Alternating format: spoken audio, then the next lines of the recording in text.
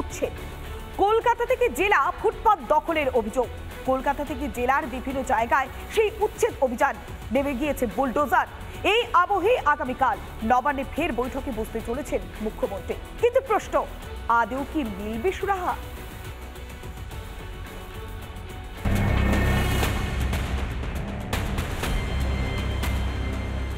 সব এনক্রোচমেন্ট হয়ে গেছে। একটা করে ত্রিপল লাগাচ্ছে, একটা করে বসে হচ্ছে, একটা করে ত্রিপল লাগাচ্ছে, একটা করে বসে হচ্ছে। কেন? ওয়াই কেন? ওয়াই? মুখ্যমন্ত্রীর ঘোষণার পরেই নড়ে চড়ে বসেছে প্রশাসন। কলকাতা থেকে জেলা, রাজ্য জুড়ে হকার উচ্ছেদ অভিযানে নেমেছে পুলিশ। ফুটপাতে দোকানদারি করি,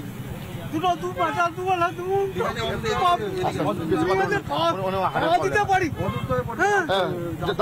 দিতে পারি, আর এখন বলছে তুলে যাও, উঠে যাও।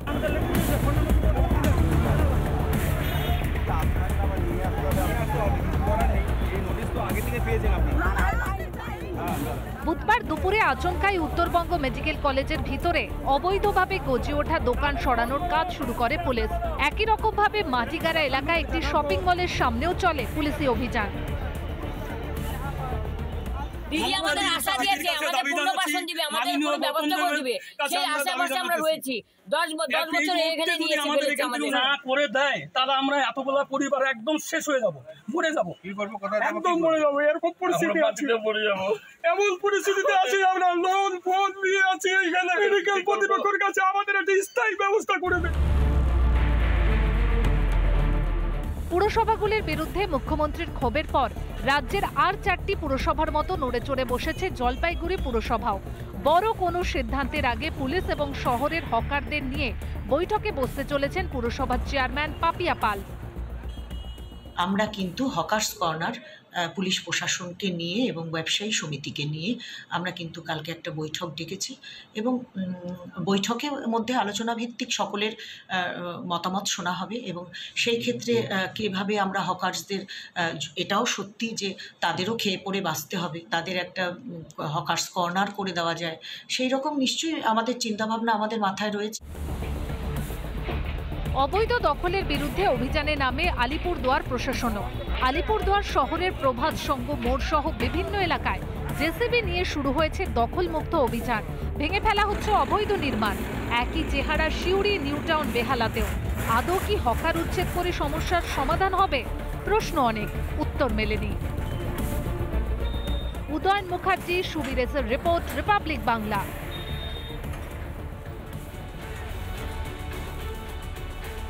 মুখ্যমন্ত্রীর নির্দেশে গোটা রাজ্য জুড়েই চলছে হকার উচ্ছেদ অভিযান। উচ্ছেদ শুরু হতেই রাজ্য সরকারের বিরুদ্ধে তীব্র ক্ষোভ। কিভাবে চলবে জীবনযাপন, কিভাবে জোগাড় হবে রুটি রুটি, প্রশ্ন ছুড়ে দিচ্ছেন হকাররা। বৃহস্পতিবার হকারদের নিয়ে নবান্নের সভাঘরে বৈঠকের ডাক দিয়েছেন মুখ্যমন্ত্রী। কিন্তু মঙ্গলবার এবং বুধবার সারা দিন জুড়ে যে দোকানগুলোকে কোনো নোটিশ ছাড়াই ভেঙে দেওয়া হলো তার খেসারত কে দেবে জানিয়ে মমতার সরকারের বিরুদ্ধে রীতিমতো ক্ষোভ উগড়ে দিয়েছে বিরোধীরা। কিভাবে নোটিশ ছাড়াই এইভাবে বুলডোজার চালানো হলো তা নিয়ে উঠছে একাধিক প্রশ্ন। আপনারা প্লাস্টিক ব্যবহার করবেন না, প্লাস্টিকের কোনো স্টেট লাগাবেন না, ছাতা ব্যবহার করুন। সব এনক্রোচমেন্ট হয়ে গেছে। একটা করে ত্রিপল লাগাচ্ছে, একটা করে বসে হচ্ছে, একটা করে ত্রিপল লাগাচ্ছে, একটা করে বসে হচ্ছে। যা ইচ্ছা তাই হবে, এটা আমি কিছুতেই সহ্য করব না। এখানে ব্যবহার করবেন না, এখানে যত্রতত্র দখল হয়ে যাচ্ছে সরকারি জমি। রাজ্যের পুরো এলাকায় জবরদখল নিয়ে এবার সরব খোদ মুখ্যমন্ত্রী। পুরসভার পর্যালোচনা বৈঠকে কার্যত রণংদেহী মুখ্যমন্ত্রী। সব এনক্রোচমেন্ট হয়ে গেছে। একটা করে ত্রিপল লাগাচ্ছে, একটা করে বসে হচ্ছে, একটা করে ত্রিপল লাগাচ্ছে, একটা করে বসে হচ্ছে। কেন? ওয়াই কেন? ওয়াই? মুখ্যমন্ত্রীর ধমকের পরেই আসরে পুরসভাগুলি। রাজ্যের বিভিন্ন প্রান্তে শুরু হয়েছে উচ্ছেদ অভিযান। দিনভর বুলডোজার করে ঘুরিয়ে দেওয়া হলো হকারদের অস্থায়ী দোকানগুলি।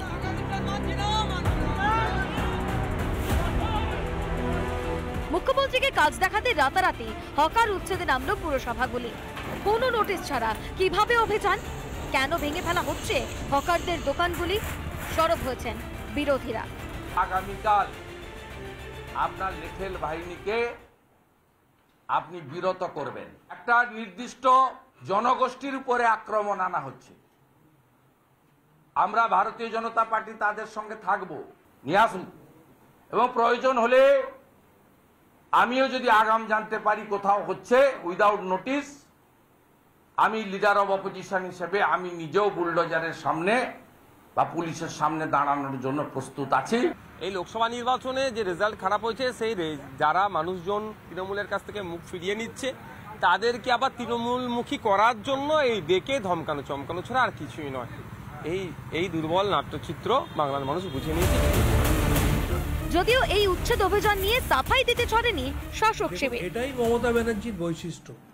34 বছরের সিপিএম এর আমলে বাংলার মানুষ কোনোদিন বুদ্ধবাবুকে বা জ্যোতিবাবুকে দেখেনি এই ধরনের কথা বলতে। নিশ্চয়ই সেখানে কোনো জায়গায় কিছু কিছু খামতি ছিল, সেই খামতির রিপোর্টটা মুখ্যমন্ত্রীর কাছে পৌঁছেছে বলে তাই তিনি এই ধরনের কথা বলেছেন।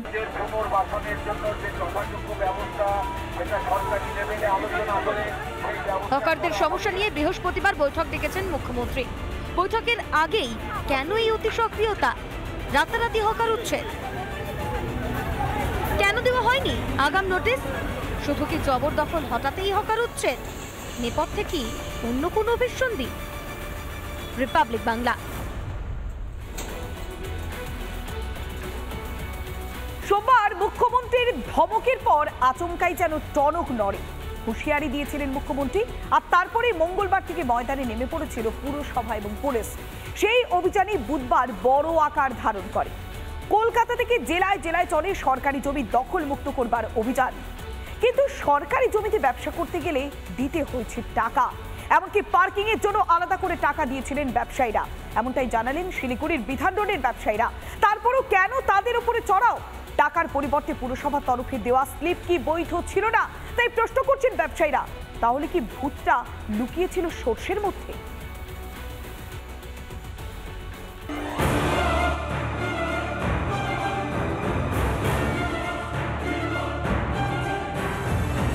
ফুটপাতে ব্যবসা করতে হলে দিতে হয় টাকা, টাকার বিনিময়ে পুরসভার তরফে দেওয়া হয় স্লিপও।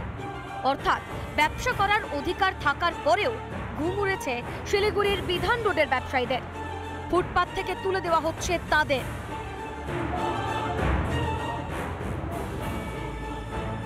দাঁড়িয়ে রয়েছি শিলিগুড়ির বিধান রোডে। আমার হাতে যে কাগজগুলি দেখতে পাচ্ছেন, বিধান রোডের ব্যবসায়ীদের থেকে কিন্তু প্রতিদিন 20 টাকা করে কর্পোরেশন থেকে নেওয়া হতো।